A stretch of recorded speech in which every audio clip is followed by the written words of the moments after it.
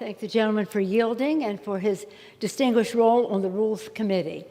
Now let us praise the Rules Committee for the important work that they do, making sure that legislation comes to the floor in a way that is consistent with the rules of the House, and in this case, a budget that is consistent with the values of our country.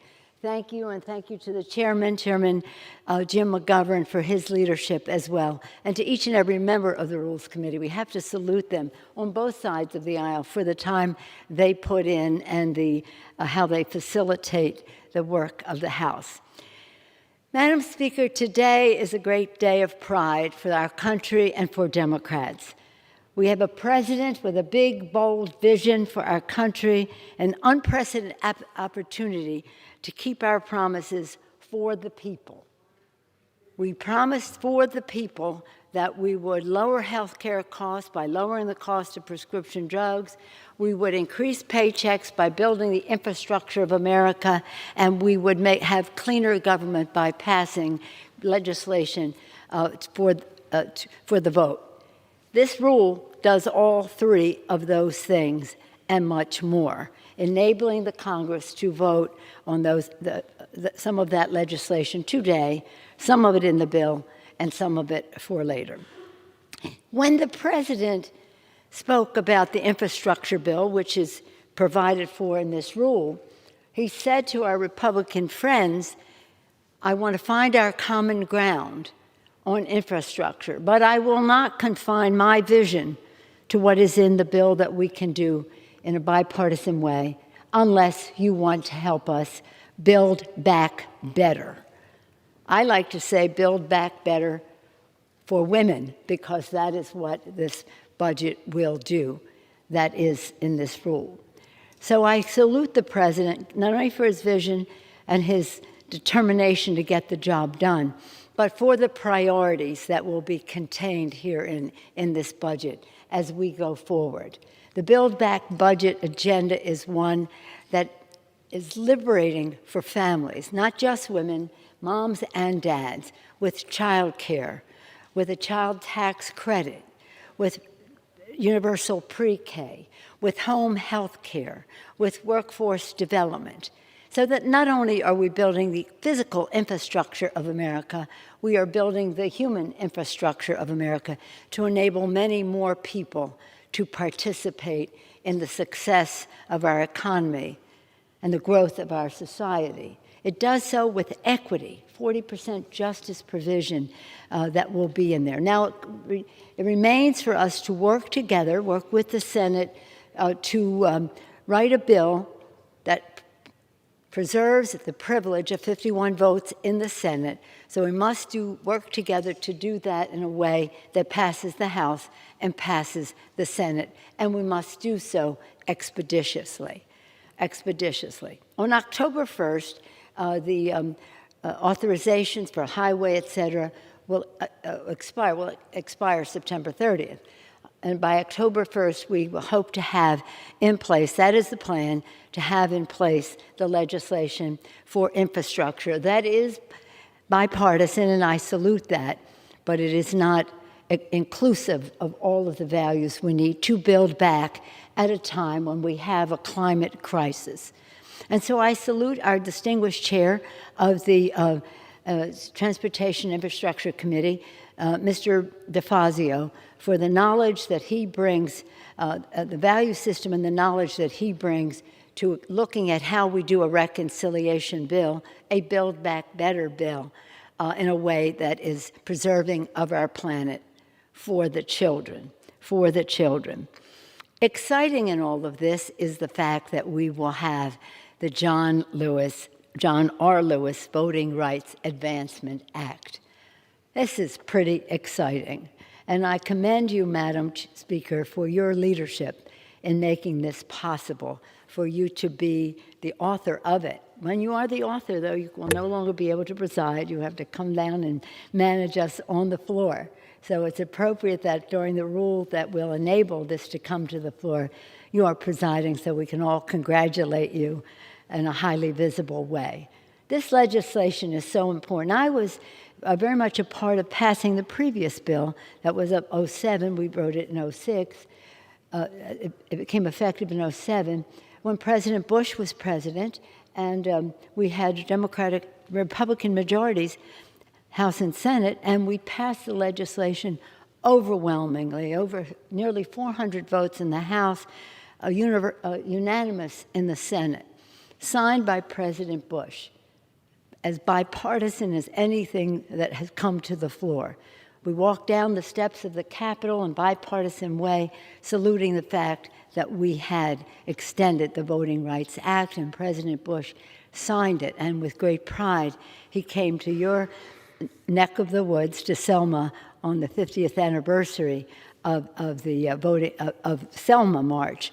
But he came as the person who had signed the Voting Rights Act. And even more important than that, Laura Bush came too, so their hearts are in this legislation.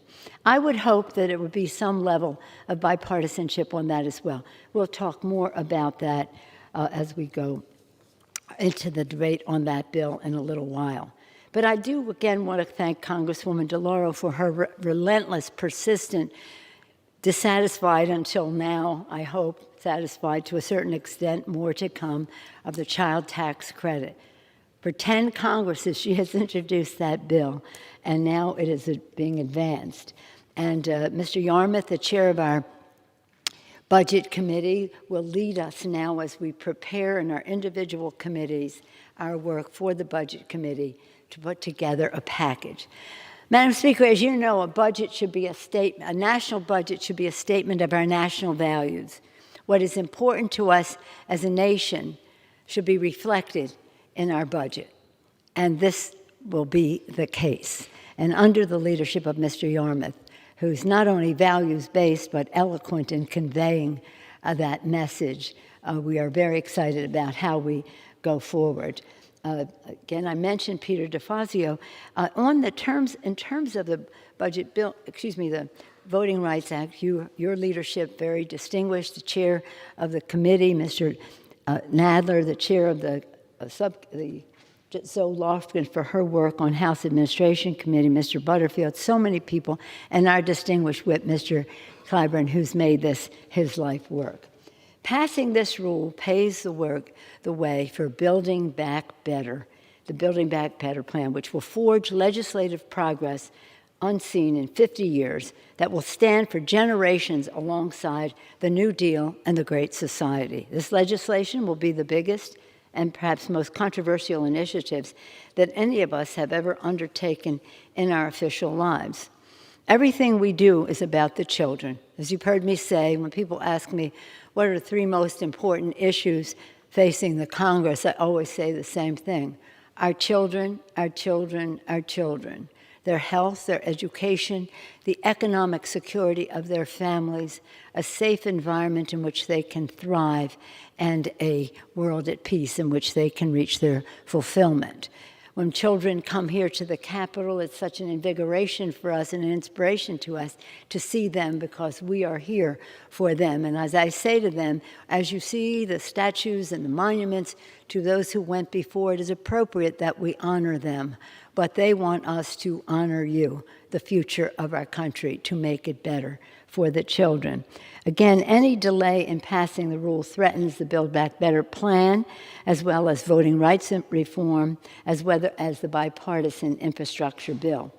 We cannot surrender our leverage for the children. For the first time, I don't remember a time as historic as this for the children. President Biden has given children leverage in his visionary proposal.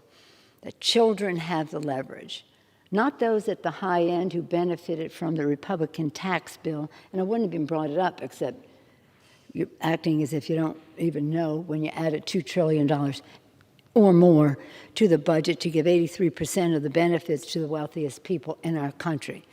Leverage for the rich? No. We don't begrudge them their success. But this is about leverage for the children, for them, for their families, for the future. And guess what?